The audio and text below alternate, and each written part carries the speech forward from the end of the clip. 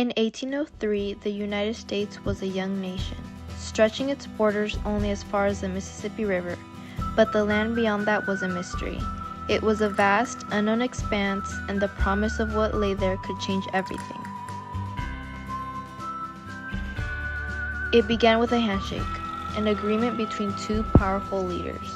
Thomas Jefferson, the third president of the United States, met with Napoleon Bonaparte, the Emperor of France.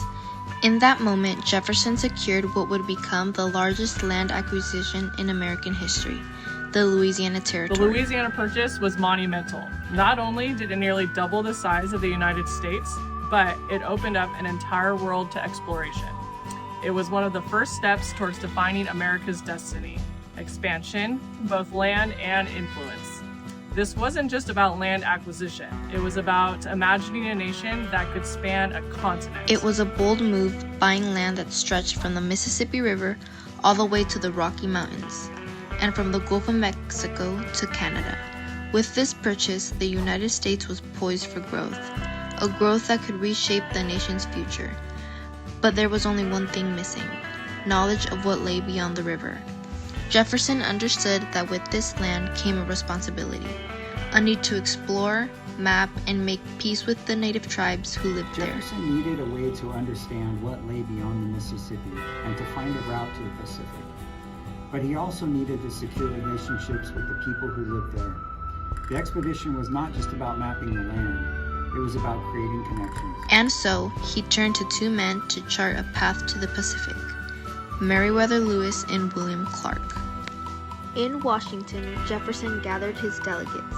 He pointed to the blank spot on the map where the Louisiana Territory lay, a vast, unknown expanse.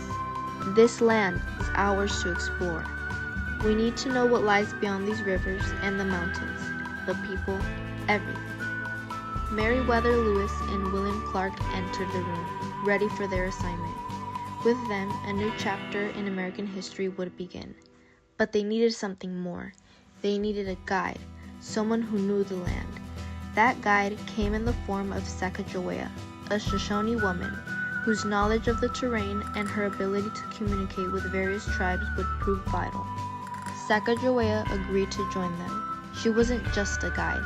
She was the bridge between two worlds, a world of explorers and a world of Native Americans whose lands had been there long before any Europeans arrived. The journey was grueling. The landscape was as stunning as it was unforgiving. The group ventured across plains, climbed treacherous mountains, and navigated wild rivers that seemed to have a mind of their own. Every new stretch of land revealed something different. Each turn of the river brought them closer to the Pacific, but it also brought them face to face with the unknown. But with every step, they learned. They learned the land, the animals, the plants, and the people.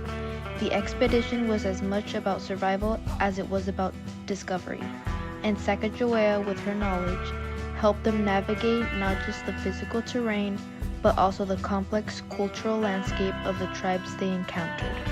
The tribes they encountered were diverse, each with its own language, customs, and wisdom. At first, the explorers were seen with suspicion, but Sacagawea, by speaking the language of the Shoshone and by offering tokens of peace, helped bridge the gap. Over time, trust was built. The Mandan, the Shoshone, the Nez Perce, all welcomed them in some form.